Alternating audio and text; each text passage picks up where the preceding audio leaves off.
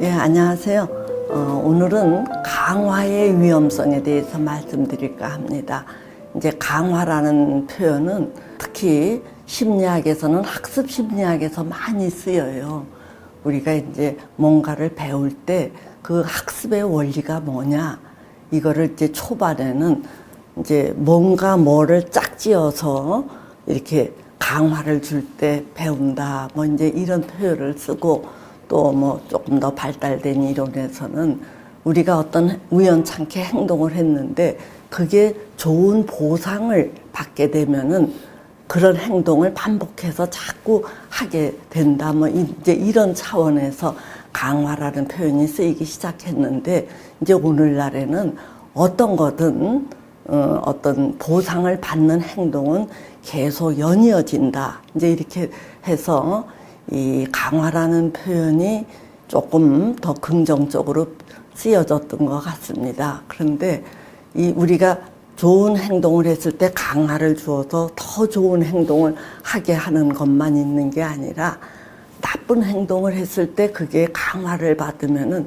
그 나쁜 행동도 더 학습이 되어서 굳어지는 경향들이 많아요.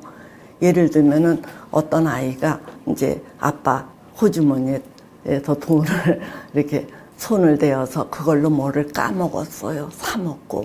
그랬는데 그거를 누가 제지를 해서 따끔하게 야단을 치면은 그런 짓을 이제 그만둘 수가 있는데, 아무도 제지를 안 하면 뭔가 이렇게 그걸 갖고서 사 먹는 게 이게 맛있고 재밌고 좋잖아요. 이제 그런 것들이 자꾸 굳어지다 보면은 이게 그 바늘도둑이 소도둑이 되듯이 그런 식으로 이제 이게 나쁘게 된다는 얘기예요.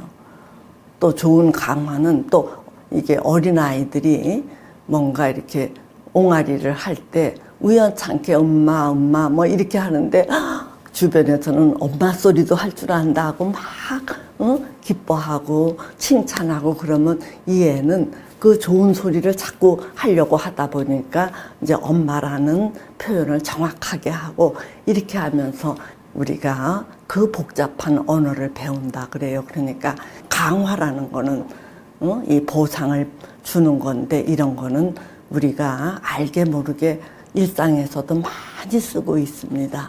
일상에서만이 아니라 상담에서도 이 강화를 많이 받는 게 뭐냐 하면 공감이에요.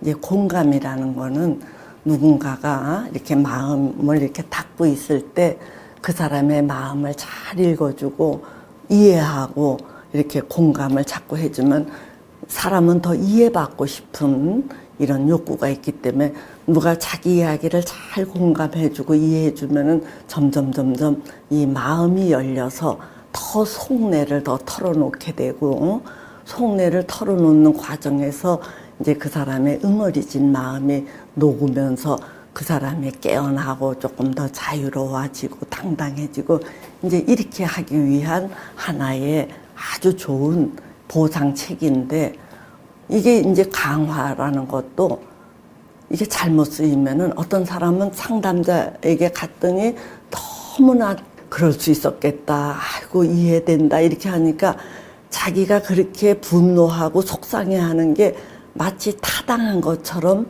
인식이 되어서 이제 이 사람이 어디가 잘못되었는가 하는 그 다음 단계로 나가는 게 아니라 덮어놓고 자기 편, 자기 이야기를 들어달라 이런 식으로 요구하게 되면 그 사람은 이제 공감을 받아서 이제 더 앞 단계로 도약을 하는 게 아니라 공감받는 거에 거기에 그냥 고착이 되어서 계속 공감만 받으려고 하는 것도 이제 공감이 주는 어떤 위험성이라고 저는 이렇게 봅니다.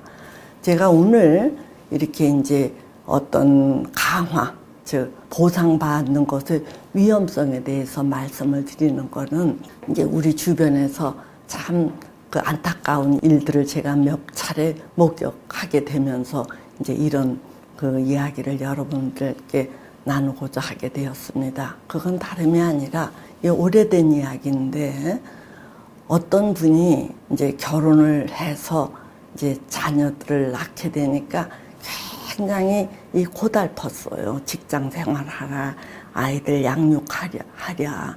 이제 요즘에는 국가 차원에서 뭐 어린이집을 뭐 이렇게 이제 굉장히 개설을 해두고 국가에서 지원을 한다든가 이런 시스템이 잘 발달돼 있지만 오래전만 해도 그런 것들을 다 각 가정에서 본인들이 책임져야 됐어요.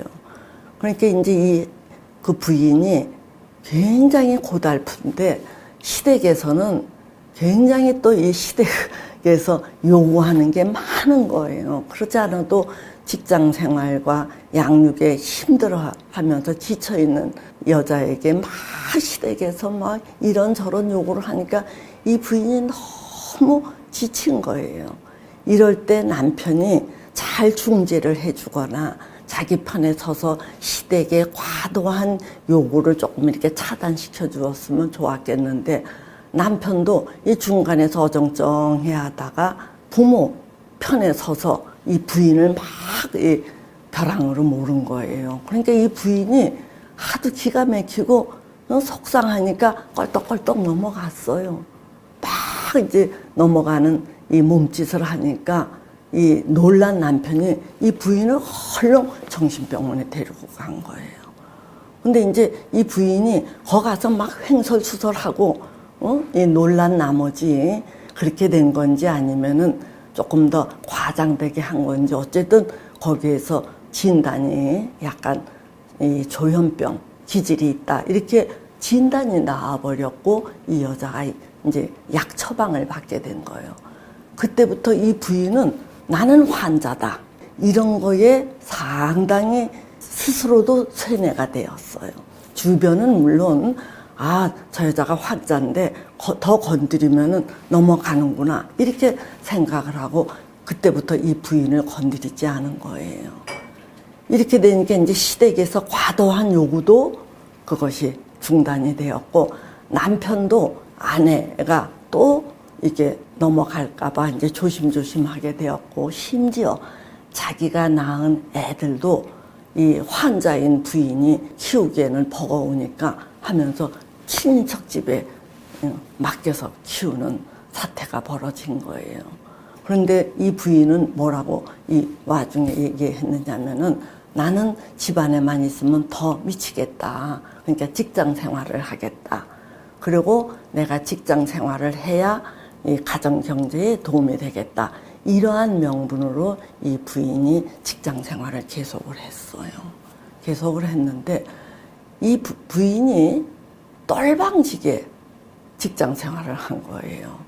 그래서 그 교사들의 동호회까지 만들어서 그 회장 역할도 하고 막 이렇게 이제 생활이 되었는데 이제 뭐가 문제가 됐느냐 하면은 뒤늦게 이 자녀들이 친척집에서 큰 자녀들이 여러 이제 결핍 때문에 문제가 나타나니까 그래서 이 어머니가 다시 이제 저에게 상담을 받게 되었는데 이렇게 가만히 보니까 이 부인이 의외로 대화가 잘 돼요. 그리고 또 똘방지니까 동호회를 결성을 해서 회장직도 했다는 얘기예요. 그러니까 제가 이 부인이 조현병인 거 맞나? 이런 의문이 확 들 수밖에 없는 거예요. 정령 조현병이었다면은 어거지로 정말 억지로 이 직장 생활을 하거나 이게 참 주변에서도 골치를 썩일 텐데 이 부인은 너끈하게 직장 생활을 잘하는 걸로 봐서 아하 이 부인은 어쩌다가 이제 막 뒤로 넘어지고 병원에 가고 약을 먹게 되고 하니까 그걸로 자기를 둘러쳤다는 얘기예요. 그래서 이 부인은 이제 그 병을 앞세워서 시대 차단하고 남편에게 군림하고 심지어 자녀들에 대한 양육도 자기가 도맡아 하지 않았는데 자 결과가 뭐냐 그 소중한 자녀들이 형편없이 되었다라는 얘기예요. 그러니까 이 부인이 뒤늦게 뭐 정말 자기 땅을 치면서 울고불고 후회를 하는데 자기는 그동안 병을 앞세워서 잘 살았지만 자녀들이 뭐가 되느냐는 얘기예요. 그래서 참 이 사건도 이제 기가 막히고 또 다른 어떤 이제 사례는 어느 부인이 자녀들을 낳고 이렇게 살다가 뭔가 이상해서 병원에 갔더니 이 암 진단을 받고 마는 거예요. 그러니까 이제 이 암이라는 게 아직도 현대의학에서 암에 걸렸다 하면은 우리가 좀 바짝 긴장을 하잖아요. 이게 언제 속수무책으로 나를 덮칠지 모른다라는 위험성에 대해서 긴장을 하는데 이 부인도 굉장히 긴장을 하고 그러면서 아, 내가 언제 죽을지 모른다. 이제 이렇게 하면서 이 부인이 그동안 자기가 하고 싶었는데 환경상, 여건상 못했던 일, 이거를 죽기 전에 해보고 싶다. 이렇게 된 거예요. 그러니까 이 남편도 자기 아내가 내가 암에 걸렸는데 죽기 전에 해보고 싶은 거 하겠다 그러니까 애지간한 남편이 그 못하게 할 수 있겠어요? 그러니까 알았다. 이제 이렇게 되면서 이 부인을 전폭적으로 이 남편이 지지하는 태도로 이제 돌아선 거예요. 그러자 이 남편이 아내가 암에 걸려서 언제 재발이 되어서 죽을지도 모르니까 이 아내에게 굽신굽신 하니까 아이들도 점점 커가면서도 이 엄마 말이라면 꼼짝달싹을 못하고 늘 복종하듯이 이렇게 했어요. 그러니까 이 엄마는 그거에 재미를 붙여서 자기가 하고 싶은 거를 다 하러 온 천지를 돌아다니는 거예요. 온 천지를. 자, 그런데 그 부인이 20년이 지난 오늘날도 멀쩡히 살아있는 거예요. 그 사이에 그 남편, 자녀, 뭐 그렇게 크게 탈선하거나 이상 행동을 보이게 되지는 않았지만 알게 모르게 많은 희생을 했다는 얘기예요. 그 남편도 이 부인 뒷바라지에 구불구불 정말 그렇게 됐고 자녀들도 이 헛헛한 마음이 많이 있는데도 엄마가 언제 돌아가실지 모르니까 찍소리 못하고 이제 이렇게 지내는데 저는 이 자녀들이 엄마 손길을 제대로 받지 못하고 스스로 하면서 이 자기의 어떤 결핍을 달랬던 이런 것들이 지금 당장은 문제로 드러나지 않지만 이런 것들이 앞으로 살면서 어떤 형태로 드러날지 참 예의주시하게 되어요. 우리가 한번 뭔가 심어진 거는 그냥 사라지는 게 아니고 때가 되면 그런 것들이 발현이 되어서 그 사람의 발목을 잡는 일이 많거든요. 또 근래에 또 어떤 한 사람은 이제 남편하고 이 불만이 많았어요. 이 부인이 두 남매를 두고 사는데 남편하고 이렇게 충돌이 되어자 어느 날 막 미친 듯이 못 이기겠다는 식으로 자해를 시도를 한 거예요. 그러자 이 남편이 기겁을 하고 이 부인을 자해를 못하도록 그렇게 막고 아주 납작 엎드렸어요. 자, 그러니까 이 부인이 거기에 자기도 모르게 맛을 들인 거예요. 자기가 뭔가 승질이 났을 때 막 자해를 하면은 남편이 뭐 넙죽 엎드리고 쩔쩔매니까 이 부인이 그만 수시로 그런 짓을 이제 하게 된 거예요. 그러니까 이 남매는 어떤 심정으로 이 엄마를 바라보고 살았겠느냐는 얘기예요. 어렸을 때는 막 무서워서 뭐 쩔쩔매다가 이제 이런 것들이 반복되니까 이 남매가 엄마를 엄마로 여기지를 않는 거예요. 시끄럽다. 죽든지 말든지.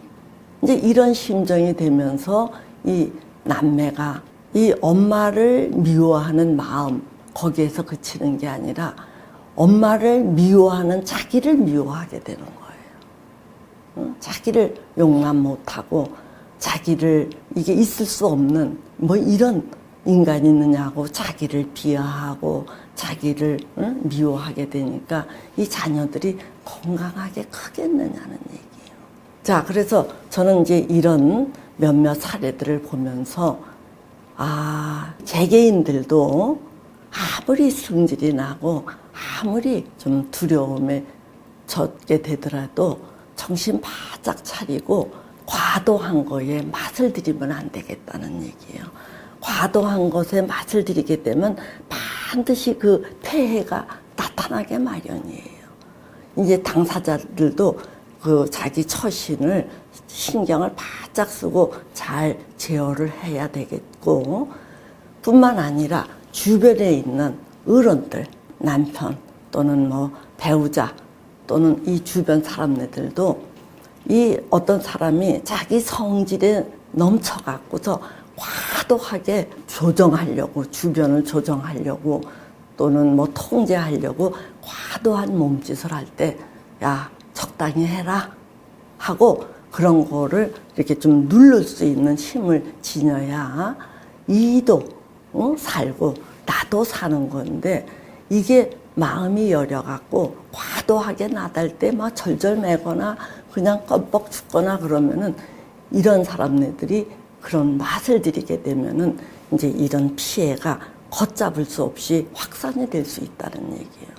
지금 당장은 그런 게 표시가 안 나더라도 그런 것들이 이제 누적이 되다 보면은 이게 나대는 사람은 기고만장하게 되고, 또 넙죽 엎드리는 사람네들은 그 피해가 이루 말할 수 없이 자기뿐만 아니라 주변에 확산이 되니까 우리가 이는 이대로 자기를 제어해야 되고, 이 주변은 주변 사람들대로 상대가 너무 과도할 때는 그거를 누를 수 있는 꼿꼿함이랄까, 이 단단함이랄까, 이런 게 있어야 우리가 공존을 하지, 이런 힘의 균형을 잡지 못하면은 다 같이 죽는 거예요. 그래서 저는 요즘 약한 것도 죄다. 마음 여리고 착한 것이 좋기만 한 게 아니라 그것도 이 주변 상황에게 휩쓸려 빨려 들어갈 경우에는 많은 그 피해를 나니까 그것도 죄다, 이렇게 생각합니다. 그래서 여러분들께서 이 강화받는 거에 대해서도 각별히 조심하시고 적당히 절제하는 그런 태도를 늘 점검하셨으면 합니다. 예, 오늘은 여기까지 하지요.